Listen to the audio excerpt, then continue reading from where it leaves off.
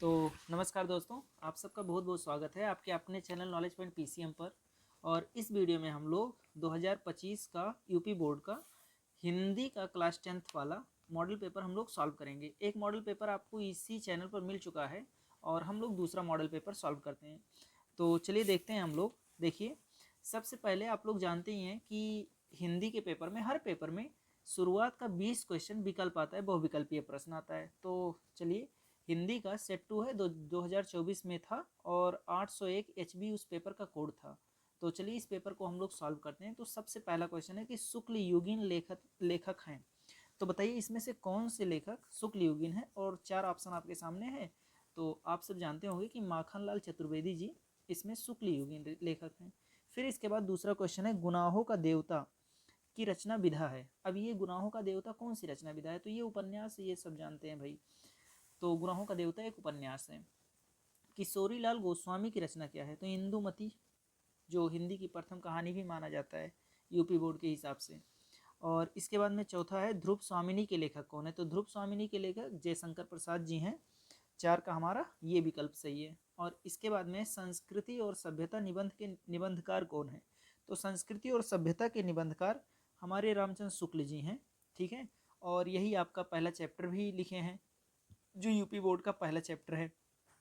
इसके बाद छठवां नंबर क्वेश्चन है कि भाव विलास के रचयिता कौन है, तो भाव विलास के रचयिता आप सब जानते हैं कि देव नामक कवि हैं। और इसके बाद में रीति मुक्त काव्यधारा की रचना कौन सी है, तो रीति मुक्त काव्यधारा है सुजान सागर। ये सात का ये ऑप्शन सही है। और दूसरा सप्तक का प्रकाशन वर्ष क्या है, तो दूसरा सप्तक का प्रकाशन वर्ष 1951 है, यानी कि 1951 में दूसरा सप्तक प्रकाशित हुआ था। इसके बाद नौवां लिखा है कि प्रगतिवाद युग के कवि हैं। अब प्रगतिवाद के कौन से कवि हैं, देखिए शिवमंगल सिंह सुमन, प्रभाकर माचवे, नरेश मेहता और जगदीश गुप्त। तो इसमें से आप सब जानते हैं कि शिवमंगल सिंह सुमन, यानी ये ऑप्शन हमारा सही है। और प्रगतिवाद के एक कवि शिवमंगल सिंह सुमन जी हैं। और इसके बाद 10वां नंबर क्वेश्चन है कि महादेवी वर्मा की रचना कौन सी है, तो देखिए पथ के साथी, ये हमारा 10 का सी वाला ऑप्शन हमारा सही है। इसके बाद लिखा है बिंद के वासी उदासी तपोव्रतधारी महाबिनु नारी दुखारे, पंक्ति में कौन सा रस है, तो इस पंक्ति का आगे वाला लाइन आप सब जानते हैं कि बिंद के वासी उदासी तपोव्रतधारी महाबिनु नारी दुखारे, गौतम तिये तरि तुलसी सो कथा सुनबे मुनि वृंद सुखारे। तो ये हास्य रस का है और इसमें भगवान राम के बारे में लिखा गया है। और इसके बाद अगला नंबर क्वेश्चन है कि जहाँ उपमेय में उपमान की समानता प्रकट की जाए, वहाँ कौन सा अलंकार होगा, तो आप सब जानते हैं कि वहाँ उपमा अलंकार होगा। जब उपमेय में उपमान की समानता की जाए, यानी समान गुणधर्म के आधार पर दो वस्तुओं की तुलना की जाए। इसके बाद में अगला क्वेश्चन है कि सोरठा छंद के दूसरे और चौथे चरण में कितनी मात्राएं होती हैं, तो आप सब जानते हैं 13 मात्राएं होती हैं। अपव्यय शब्द में उपसर्ग कौन सा है, तो अप प्लस व्यय, यानी कि अप होगा हमारा, यानी 14 का सी ऑप्शन सही है। और 15 में माता पिता में समास है, तो द्वंद्व समास। देखिए अगर बीच में डैश लगा रहे तो द्वंद्व समास होता है, आप सब जानते हैं। देखिए बीच में डैश लगा रहे तो द्वंद्व समास होगा। और इसका समास विग्रह क्या होगा, तो माता और पिता, यानी डैश हटाएंगे और लगा देंगे, तो और शब्द लगाते ही ये क्या हो जाता है, इसका समास विग्रह हो जाता है। और डैश जैसे दिन रात, तो दिन रात लिखते समय बीच में डैश लगाते हैं तो उसमें भी द्वंद्व समास होगा। और जो नंबर वाला होता है वो द्विगु समास होता है। बहुब्रीहि समास जब किसी दूसरे की तरफ इशारा करे, जैसे लंबोदर है, यानी कि लंबा है उधर जिसका, यानी जिसका पेट लंबा है, यानी कि गणेश जी की तरफ इशारा कर रहा है, तो यानी बहुब्रीहि समास हो जाएगा। तो आप सब जानते हैं इसका डी ऑप्शन सही है। इसके बाद आगे देखते हैं हम लोग 16 नंबर क्वेश्चन। 16 नंबर क्वेश्चन है समुद्र शब्द का पर्यायवाची शब्द नहीं है, कौन सा ऐसा शब्द है जो समुद्र शब्द का पर्यायवाची नहीं है, तो सागर है। तो सागर तो समुद्र का पर्यायवाची है, सब लोग जानते हैं।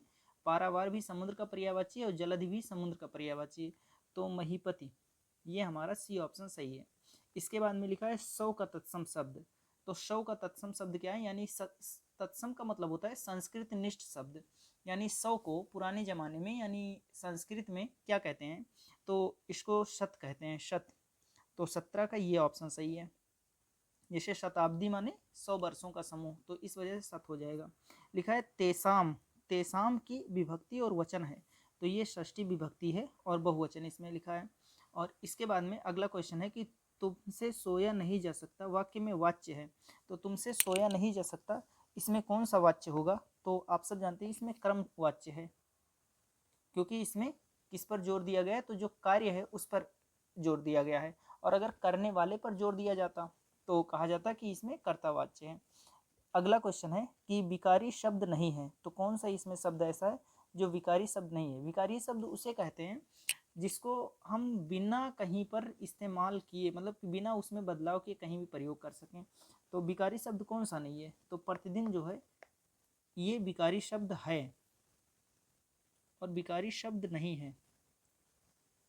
देखिए क्वेश्चन गलत दिया हुआ है और इसमें लिखना चाहिए था कि विकारी पद है। तो कौन सा विकारी पद है, प्रतिदिन। देखिए जिसको जैसे और है, तो और को कहीं भी बिना विकार के लिख सकते हैं, बिना बदलाव के लिख सकते हैं। और को कहीं भी ऐसे नहीं देखे होंगे कि औरे लिखा है या औरा लिखा है, इस तरह से कहीं नहीं देखे होंगे। और जहाँ भी रहता है ऐसा ही रहेगा हमेशा। जबकि गाय कहीं पर लिखा दिखेगा, कहीं पर गायें लिखी दिख जाएंगी, कहीं पर ऐसे बहुत सारे, या गायों को, वह अपनी गायों को मतलब हाँक रहा था, तो इस तरह से। तो यानी गाय शब्द को बहुत सारे तरीके से, यानी इस पर बहुत सारा मंत्रा वंत्रा इधर उधर से लगाकर इसका बहुवचन एक वचन सब कुछ बनाया जा सकता है। तो जिसमें बदलाव हो सके उसे विकारी शब्द कहते हैं। और जिसमें कभी भी बदलाव नहीं होता, जैसे और शब्द है, जैसे तथा शब्द है, तो तथा जहाँ भी लिखा जाएगा तथा ही रहेगा, तथे कहीं नहीं होगा, या कुछ भी इसमें बदलाव नहीं होगा, तथा हमेशा तथा ही रहेगा। तो ये अविकारी शब्द है। तो लिखा है विकारी शब्द नहीं है, यानी प्रतिदिन विकारी शब्द नहीं है, ये अविकारी है। सॉरी, सही है ये क्वेश्चन, और हमारा सी वाला ऑप्शन सही है, प्रतिदिन। क्योंकि इन सब में परिवर्तन हो सकता है, प्रतिदिन में परिवर्तन नहीं हो सकता। तो 20 का सी ऑप्शन सही है।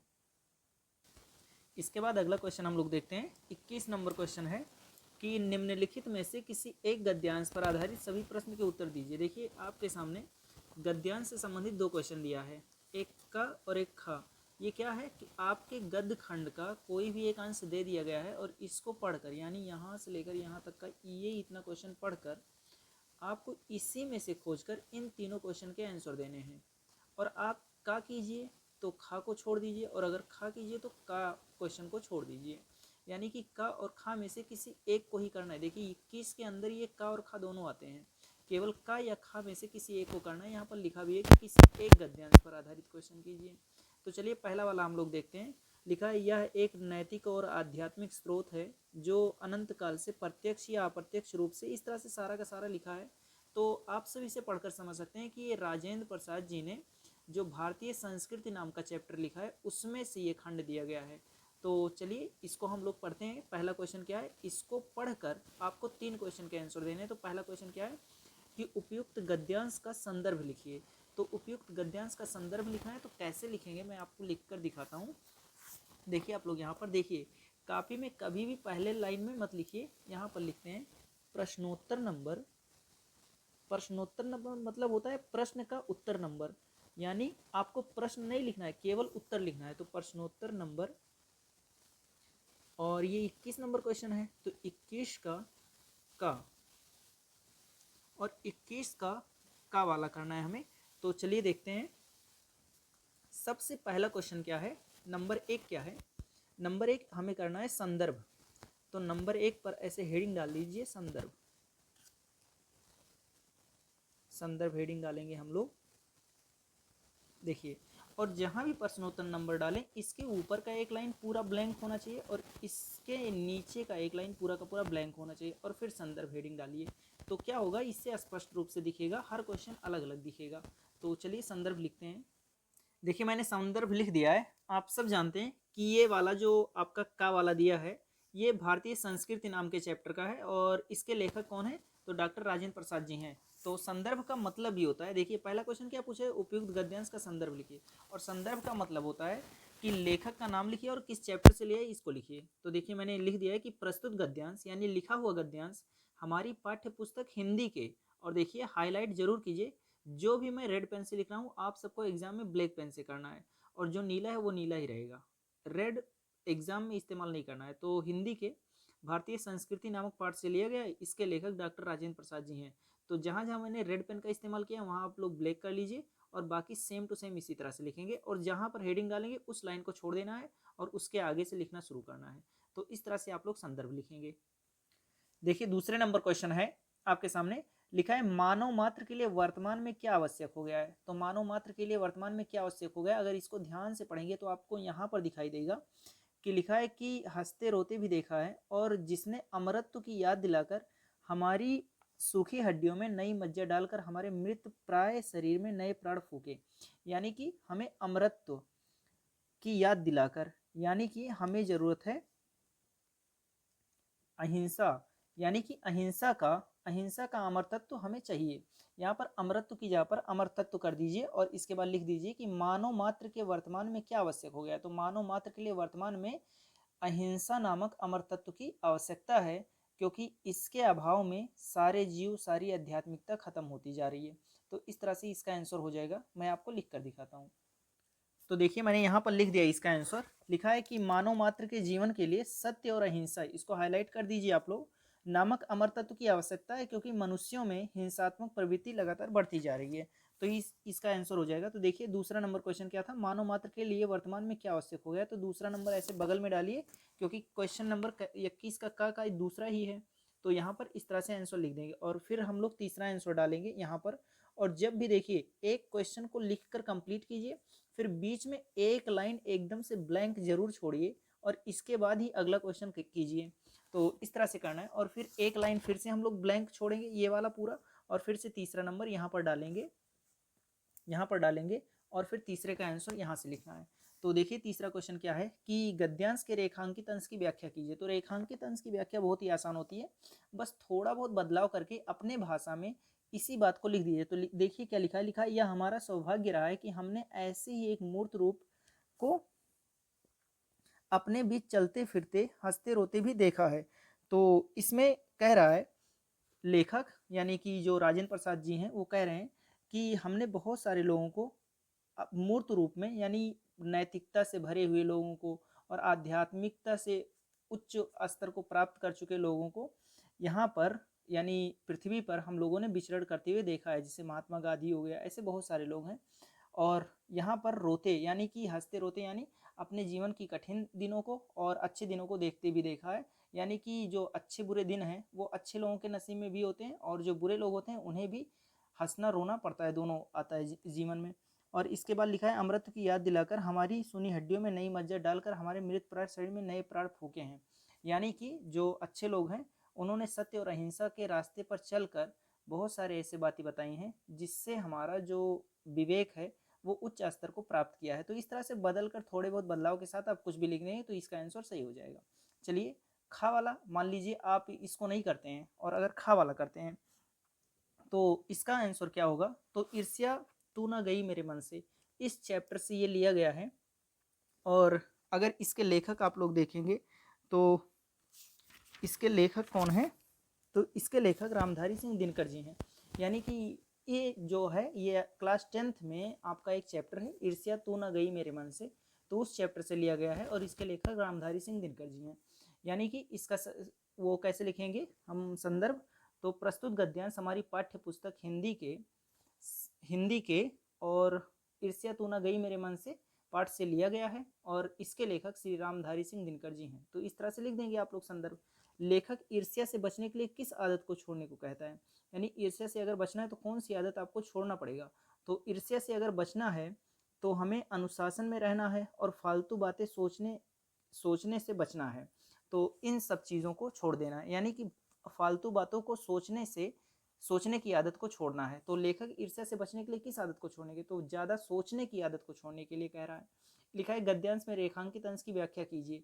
तो इसी जो भी रेखांकित अंश है इसको आप किसी तरह से उलट पुलट कर अपने मन से लिख देंगे तो वो सही हो जाएगा। तो इस तरह से 21 का और खा दोनों हो गया। अब जिस तरह से ये गद्यांश था, का और खा में से दोनों में से किसी एक को करना था, और जिस तरह से आपने किया उसी टाइप का same to same 22 number question है और ये पद्यांश पर है। यानी निम्नलिखित में से किसी एक पद्यांश पर आधारित प्रश्न हल कीजिए। अब का और यहाँ पर खा दो क्वेश्चन दिए हैं, तो अगर आप लोग खा कीजिए, यानी ये आपके सामने आपके बुक का कहीं से 4 लाइन लेकर लिख दिया और आपसे पूछ रहा है कि ये किस चैप्टर का है और इसके लेखक कौन है, और इसको लिख दिया। इसको इतना पढ़ना है आपको और इसको पढ़कर इसी के हिसाब से इन 3 क्वेश्चन के आंसर देने हैं और यही काम आपको इसमें भी करना है। यानी का वाले में अभिगत गति कहत ना आवे, तो का वाले को भी यहाँ से लेकर और आपको यहाँ तक का पूरा पढ़ना है और इसको पढ़ने के बाद इसका मीनिंग निकालना है और इसके बाद में आपको इसके अंतर्गत से खोजकर 1 2 3 इन 3 क्वेश्चन का आंसर देना है। तो चलिए हम लोग सोचते हैं, देखते हैं। तो देखिए, अच्छा इन दोनों में से केवल एक करना है, या तो का कीजिए या तो खा कीजिए। तो चलिए का वाला हम लोग देखते हैं। तो का वाला क्या है, अभिगत गति कछ कहत ना आवे, तो इस तरह से लिखा हुआ है। और आप सब जानते हैं कि ये सूरदास के पद से लिया गया है। तो आप लोग इसका संदर्भ कैसे लिखेंगे कि प्रस्तुत पद्यांश। अब ये पद है, देखिए इसमें क्वेश्चन गलत लिखा है। देखिए यहाँ पर गद्यांश लिख दिया है, पर ये पद्यांश होना चाहिए। तो मैं इसे पा बना देता हूँ, हो गया, ठीक है। तो यहाँ पर लिखा है निम्नलिखित में से किसी एक पद्यांश पर आधारित सभी प्रश्न के उत्तर दीजिए। तो चलिए इसको हम लोग पढ़ लेते हैं। अभिगत गति कछ कहत ना आवे, ज्यों गूंगे मीठे फल को रस अंतर्गत ही भावे, इस तरह से लिखा हुआ है। तो हमारा पहला क्वेश्चन है कि उपयुक्त गद्यांश का संदर्भ लिखिए। मैंने संदर्भ किस डिजाइन में लिखना है, किस तरह से लिखना है, वो आपको बता दिया है मैंने पहले ही। तो आप लोग इसका सुनिए पद्यांश का, कि प्रस्तुत पद्यांश, यहाँ पर पद्यांश कहना है। जब 21 नंबर वाला करना था तो गद्यांश कहते हैं, और कविता वाले को पद्यांश कहते हैं। तो प्रस्तुत पद्यांश हमारी पाठ्य पुस्तक हिंदी के पद्य नामक पाठ से लिया गया है, जिसके रचयिता, देखिए जब इसको लिखेंगे गद्य वाले को तो लेखक कहेंगे, और जब पद्य वाला लिखेंगे तो रचयिता कहेंगे, जिसके रचयिता सूरदास जी हैं। तो इस तरह से लिख देंगे। और यह सूरदास जी के सूरसागर नामक ग्रंथ से लिया गया है। तो इस तरह से लिखकर छोड़ देंगे। तो उपयुक्त पद्यांश का संदर्भ हो गया। अब देखिए लिखा है अगम अगोचर से क्या तात्पर्य है। अगम अगोचर से क्या तात्पर्य, इसका अगम अगोचर का क्या मतलब होता है, मतलब ईश्वर अगम है, यानी उन तक पहुंचना बहुत मुश्किल है। अगोचर यानी उन्हें आप इस, मतलब जो चमड़े का शरीर है इससे आप उनके बारे में नहीं जान सकते, और इनको जानना बहुत मुश्किल है। तो अगम अगोचर से क्या तात्पर्य है, इसका अर्थ हो गया।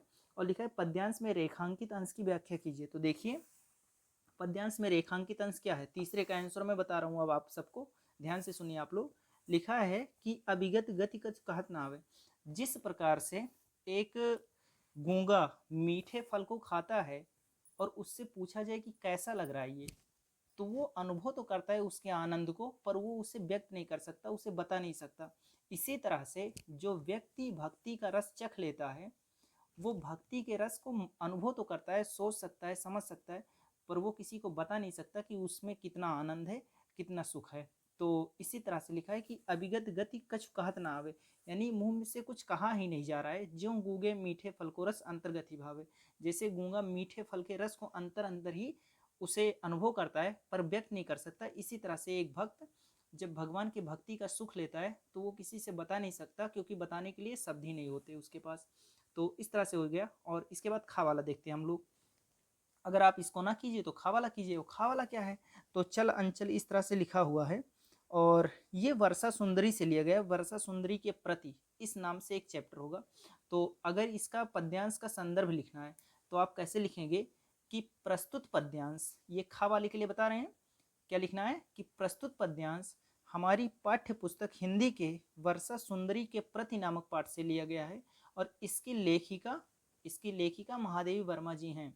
तो इस तरह से लिख देंगे। और इसके बाद में पहला का आंसर हो गया।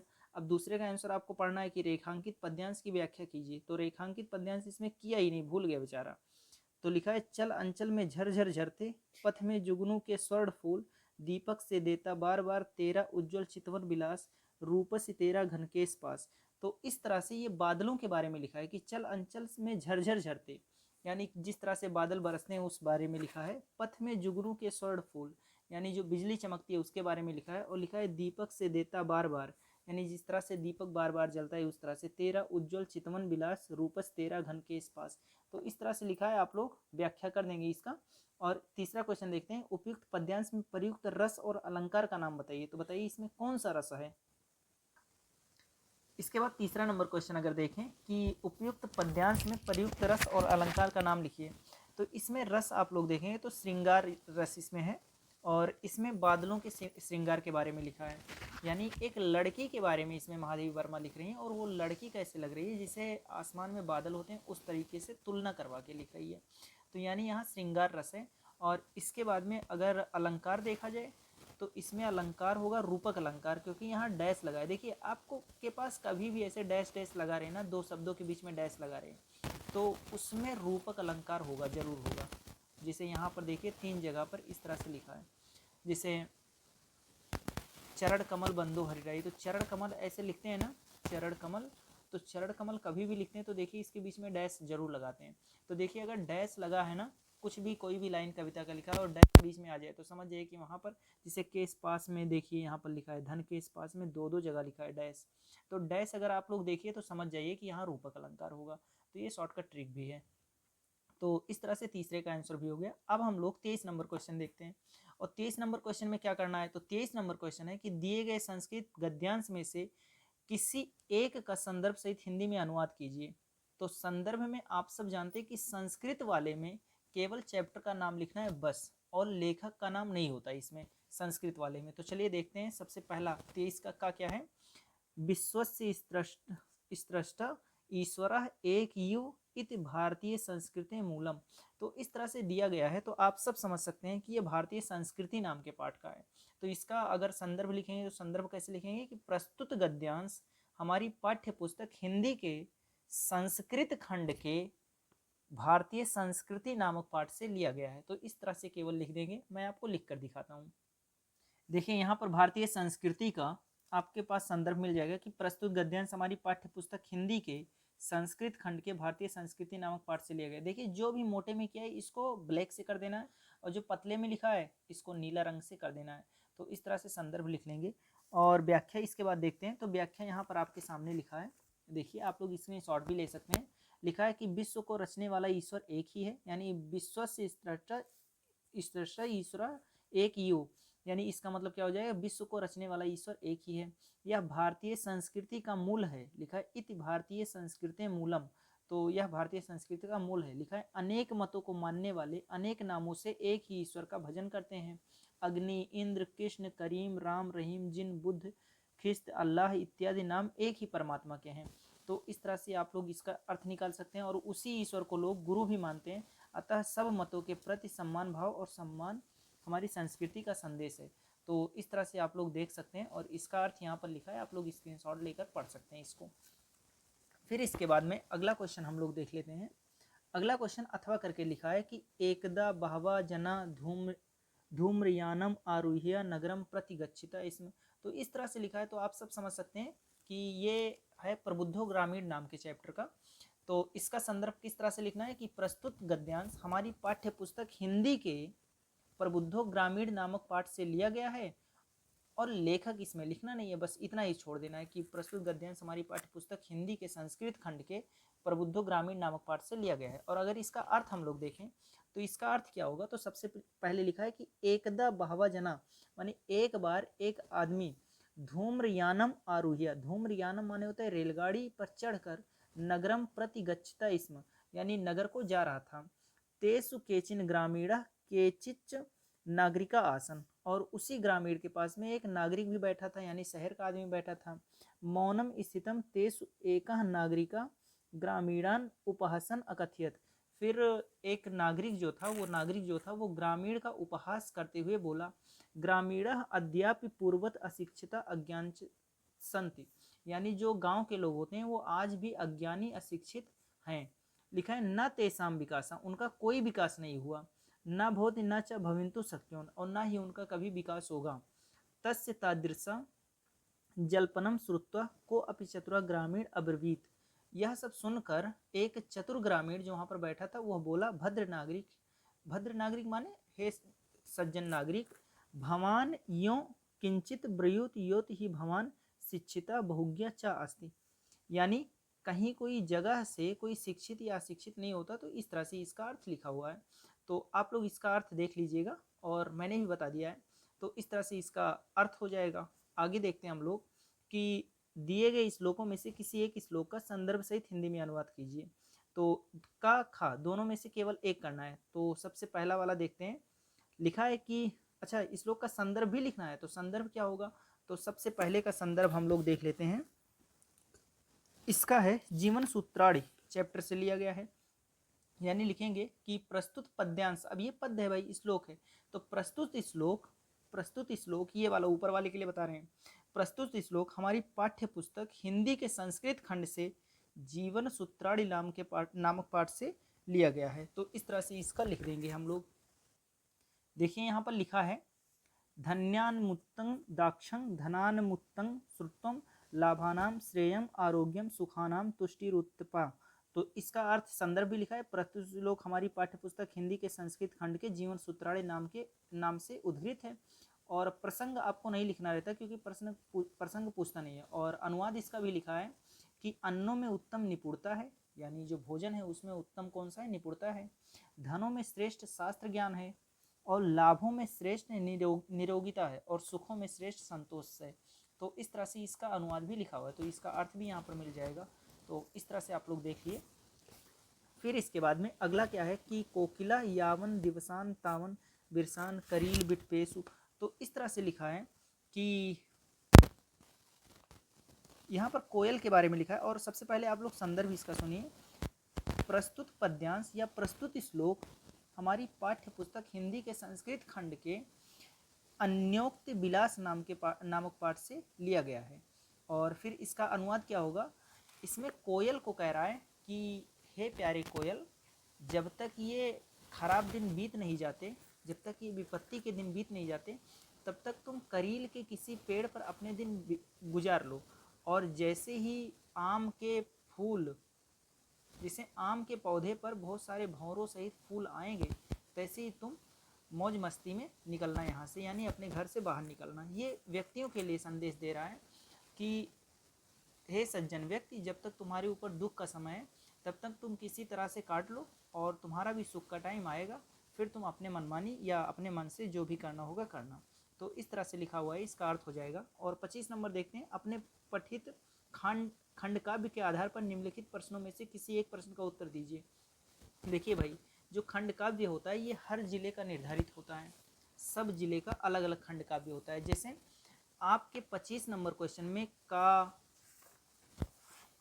इसके बाद खा, गा, घा, अंगा, इस तरह से बहुत सारे क्वेश्चन दिए हैं, झा तक के क्वेश्चन दिए हैं।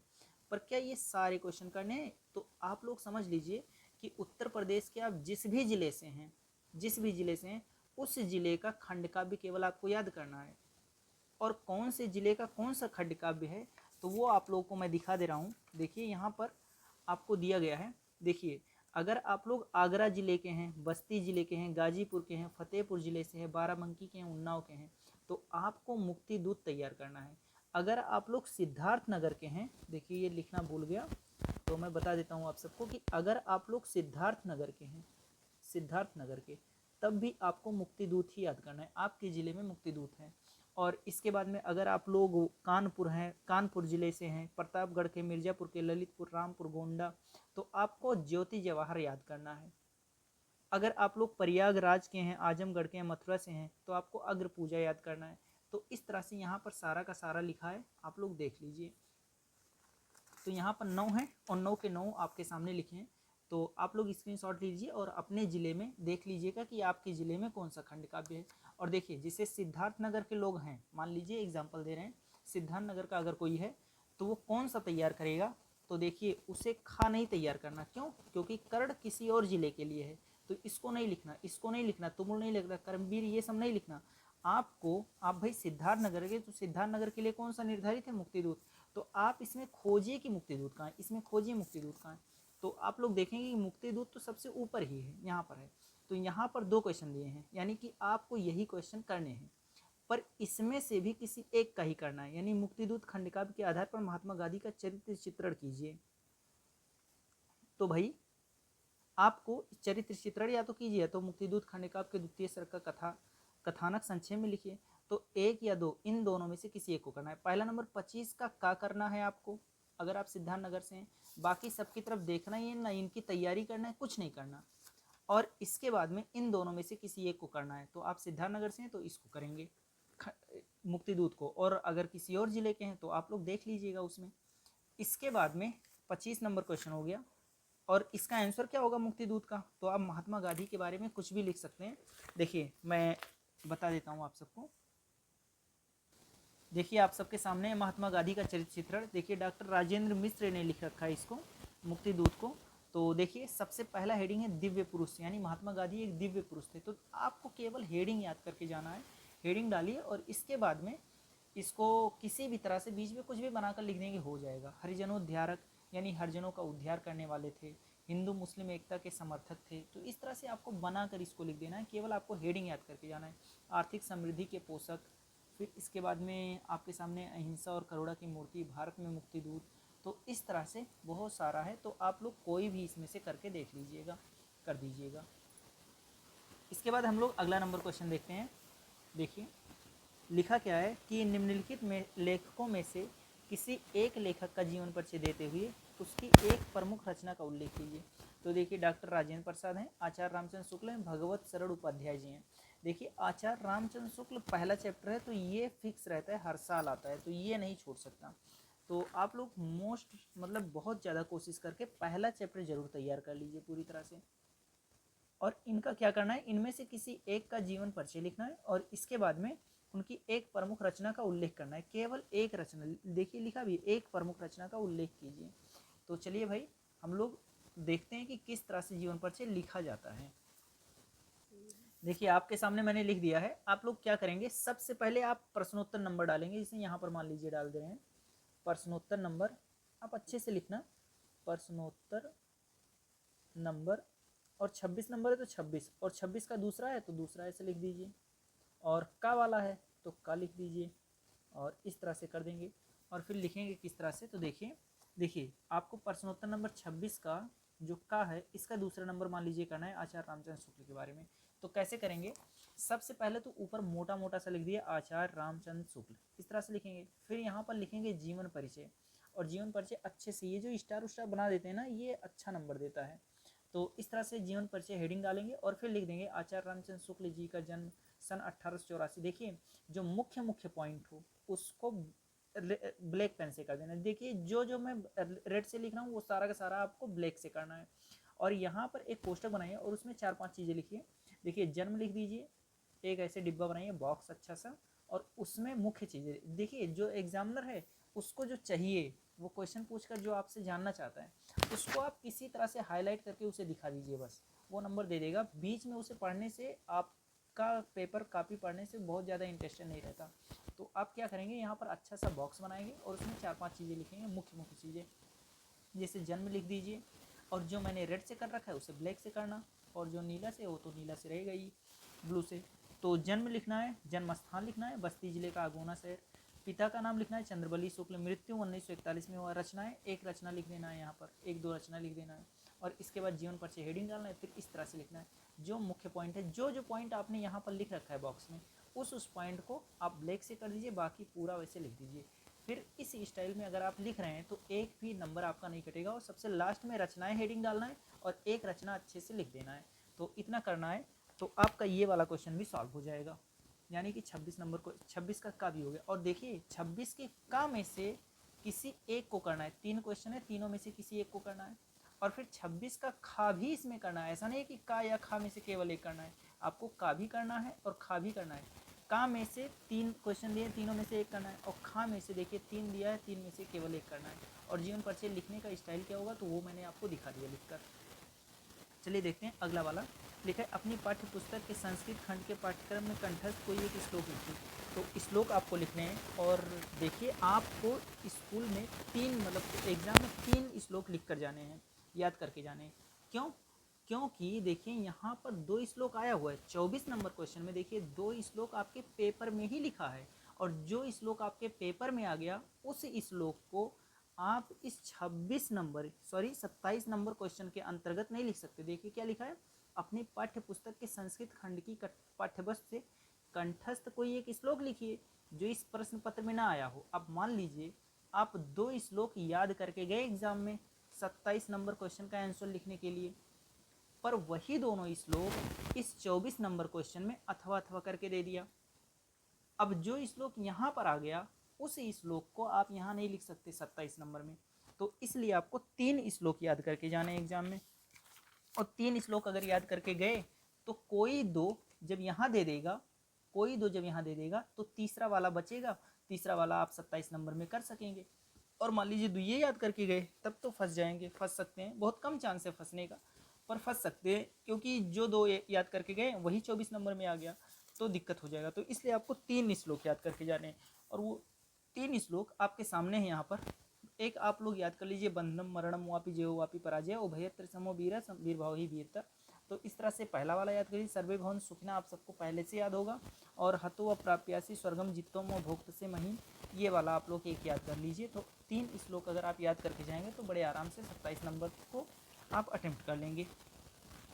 इसके बाद में देखिए, छात्रावास की जीवन शैली विषय पर अपने मित्र को पत्र लिखिए। तो पत्र लिखना बहुत आसान है, पत्र तो आप लोग लिख ही लेंगे, केवल इसका फॉर्मेट सही होना चाहिए और आप किस भाषा में लिख रहे हैं, कैसा आपका भाषा, ये सब नहीं पढ़ेंगे, केवल आपका डिज़ाइन देखेंगे किस डिज़ाइन में लिखा है। जहाँ पर प्रार्थनाचर मतलब लाइन वाइन चेंज करने वाला चीज़ जो है वो एकदम सही होना चाहिए। तो देखिए 29 नंबर क्वेश्चन लिखा है, श्वेत केतु कह आसीत। श्वेत केतु कौन था? देखिए, जैसे इंग्लिश भाषा में WH फैमिली होता है, जितने भी क्वेश्चन वर्ड बनते हैं वो सारे के सारे क्वेश्चन वर्ड में WH जरूर आता है इंग्लिश में। जैसे आप सब जानते हैं कि वाट, तो वाट में क्या आता है? WHAT वाट। जैसे वाई, WHY वाई, तो WH सब में आता है, वाट, व्हेन, व्हेयर, वाई, तो इन सब में WH जरूर आता है। ऐसे ही जैसे इंग्लिश में WH फैमिली है जो क्वेश्चन बनाता है, ऐसे ही संस्कृत में का होता है। तो जैसे श्वेत केतु कह आसीत, तो इसका आंसर लिखना है तो आपको सेम टू सेम यही देखकर लिख देना है, बस इस का को हटाकर इसकी जगह पर कुछ और लिख देना है। तो इसका आंसर क्या होगा? तो श्वेत केतु कह आसीत, अगर इसका आंसर देखेंगे तो अरुणेय पुत्र, अरुणेय पुत्र यानी कहा हटाइए और अरुणेय पुत्र लिख दीजिए। तो इसका आंसर इसी में मैं लिख कर दिखाता हूँ। लिखेंगे श्वेत केतु, श्वेत केतु, श्वेत केतु। अब कह हटाइए क्योंकि इसी की वजह से ये क्वेश्चन बना है, तो कह हटाइए और यहाँ पर क्या लिख देंगे? तो अरुणेय पुत्र, अरुणी का पुत्र, अरुणेय पुत्र आसीत, आसीत। तो इस तरह से हो जाएगा। यानी आप सबको क्या करना है, श्वेत केतु कहाँ से? श्वेत केतु, अब का हटाकर अरुणेय पुत्र लिखा है। पुरुराज केन सा युद्धम अकरोत। तो देखिए, पुरुराज पा से शुरू हो रहा है, केन का से शुरू हो रहा है, तो का से जो शब्द शुरू हो वही शब्द है क्वेश्चन बनाने वाला, यानी उसी शब्द को हटाकर कुछ और लगाना है। तो केन माने किसके साथ युद्ध कर रहा था, तो पुरुराज यमन राजा संग युद्धम अकरोत, यानी केन को हटाकर यमन राज लिख दिए, बाकी ऐसे लिख दीजिए जिस तरह से लिखा है वैसे। नहीं तो संस्कृत में देखिए, क्वेश्चन का आंसर लिखते समय एक चीज़ ध्यान में रखते हैं कि जिस टेंस में क्वेश्चन है उसी टेंस में हमेशा आंसर लिखते हैं। चाहे आप किसी भी भाषा में, हिंदी हो, इंग्लिश हो, कोई भी भाषा हो, आंसर देते समय हमेशा ध्यान रखें कि जिस टेंस में क्वेश्चन है उसी टेंस में आंसर लिखेंगे। अब आप संस्कृत ग्रामर अगर पढ़े नहीं है तो इसमें दिक्कत होगा। तो इसलिए आपको क्या करना है, बहुत सिंपल सा काम करना है, जो क्वेश्चन वर्ड है उसी क्वेश्चन वर्ड को हटाकर उसकी जगह पर आंसर चिपका दिए, बाकी पूरा क्वेश्चन वैसे लिख दिए। लिखा है पुरुराज केन सा युद्धम अकरोत, तो पुरुराज पा से शुरू हो रहा है, केन का से शुरू हो रहा है, तो यानी इसी पर शक है, यही हमारा कोई वो शब्द है जिसकी वजह से ये क्वेश्चन बना। तो केन को हटाइए और इसकी जगह पर जिनके साथ ही युद्ध कर रहे थे उनका नाम लिख दिए, यमन राज, तो यमन राज सह युद्धम अकरोत। फिर लिखा है चंद्रशेखरा स्वनाम किम अवदत, चंद्रशेखर ने अपना नाम क्या बताया। तो देखिए, चंद्रशेखरा चा से शुरू हो रहा है, ये क्वेश्चन है नहीं। स्वनाम स्व सा से शुरू हो रहा है, किम, किम माने क्या, तो किम का आ गया ना, तो यानी यही क्वेश्चन बना रहा है, यही शब्द, तो इसी को हटाइए। अब किम को हटाइए और क्या लगाएंगे, तो चंद्रशेखर ने अपना नाम क्या बताया था, तो अपना नाम आज़ाद बताया था, तो आज़ाद अवदत इस तरह से लिख देंगे, यानी चंद्रशेखरा स्वनाम और फिर किम हटाकर यहाँ पर क्या लगा देंगे, आज़ाद अवदत। तो चंद्रशेखरा स्वनाम आज़ाद अवदत, ये इसका आंसर हो जाएगा। भूमे गुरुतरंग किम अस्ति। अब देखिए, भूमे भा से शुरू हो रहा है तो इससे कोई खतरा नहीं, गुरुतरंग ग से शुरू हो रहा है, कोई खतरा नहीं, अस्ति आ से शुरू हो रहा है, किम का से शुरू हो रहा है, यानी इसी को हटाना है हमें, और इसको हटाकर क्या लगाएं, तो भूमि से बड़ा क्या है, तो भूमि से बड़ा माँ है, तो मात्रा लिख सकते हैं, मात्रम, इस तरह से हो जाएगा। मैं एक बार चेक कर लेता हूँ। तो यहाँ पर माता यानी भूमे गुरुतरंग माता अस्ति, तो इस तरह से माता लिखकर और आप लोग बना देंगे। तो ये 29 नंबर क्वेश्चन हो जाएगा। और इस तरह से, अच्छा 30 नंबर क्वेश्चन भी है भाई। तो निम्नलिखित में से किसी एक विषय पर निबंध लिखिए। निबंध लिखते समय देखिए, किसी भी विषय पर आप लोग निबंध लिख सकते हैं, और निबंध लिखते समय आपको जो पहला हेडिंग डालना है वो डालना है प्रस्तावना, हमेशा पहला हेडिंग प्रस्तावना डालना है, प्रस्तावना, प्रस्तावना। और सबसे लास्ट हेडिंग डालना है हमेशा उपसंहार। सबसे अंतिम हेडिंग क्या डालना है? उपसंहार। तो सबसे पहला हेडिंग और सबसे लास्ट हेडिंग आपको पता चल गया, प्रस्तावना और उपसंहार। तो देखिए 2 हेडिंग मैंने ही बता दिया, और कम से कम 6 हेडिंग होने चाहिए। आप लोग क्लास 10th में हैं, जो लिखेंगे आप लोग, जो 30 नंबर क्वेश्चन है, जो निबंध लिखेंगे, वो कम से कम 6 हेडिंग में होना चाहिए और कम से कम 3 पेज में होना चाहिए। तो 3 पेज में 6 हेडिंग लिखना है आपको। 6 हेडिंग प्लस रहे, उससे कम ना रहे, और 10 हेडिंग से ज़्यादा ना हो। यानी 6 से 10 हेडिंग रहे और कम से कम 3 पेज रहे, यानी 2 पेज प्लस रहे, तो आपको फुल नंबर इसमें मिलेगा। और कैसे लिखेंगे? पहला हेडिंग प्रस्तावना, लास्ट हेडिंग उपसंहार, और 4 हेडिंग आपको सोचना है। और 4 हेडिंग में देखिए, जो जिस चीज़ पर आपको निबंध लिखना है ना, उसी चीज़ को एक हेडिंग बना सकते हैं। जैसे जीवन में विज्ञान का महत्व, तो विज्ञान का महत्व ही एक हेडिंग बना सकते हैं। विज्ञान का दुरुपयोग, ऐसे बनाकर कोई भी हेडिंग बना दीजिए, और आपका केवल हेडिंग ठीक से चेक होगा। और आप सब जानते हैं कि हेडिंग अगर ठीक से डला हुआ है तो फिर निबंध पर नंबर मिल जाता है, अगर आपकी राइटिंग अच्छी है तो प्रस्तावना पहला हेडिंग, उपसंहार लास्ट हेडिंग, और इसके बाद में कम से कम 6 से 10 हेडिंग तक होने चाहिए और 3 पेज में होना चाहिए, इतना ध्यान में रखना है। और कैसे लिखना है इसको? तो किसी भी विषय पर आपको निबंध लिखना है तो जो जो उस समय आपके दिमाग में आए, घास फूस सब लिख कर चले आइए उसमें, तो कोई दिक्कत नहीं होगा आपको। और लिखा है आज़ादी के अमृत महोत्सव पर लिखना है, या छात्र और अनुशासन पर। छात्र और अनुशासन पर जो जो चीज़ दिमाग में आए सब लिखते चले जाइए, प्रस्तावना से लेकर लास्ट तक का। आप लोग 10th में, और वैसे असली चीज़ अगर लिखना सीखें आप लोग कि निबंध कैसे लिखते हैं, तो प्रस्तावना में उसका बेस बनाते हैं। उपसंहार में पूरा जो निबंध लिखे हैं ना, उसका निचोड़ क्या आएगा वो उपसंहार में लिखा जाता है। तो इस तरह से आप लोग निबंध भी लिख लेंगे इसका। तो यहाँ तक का हमारा हो गया, और इस तरह से एक मॉडल पेपर हम लोग सॉल्व कर लिए।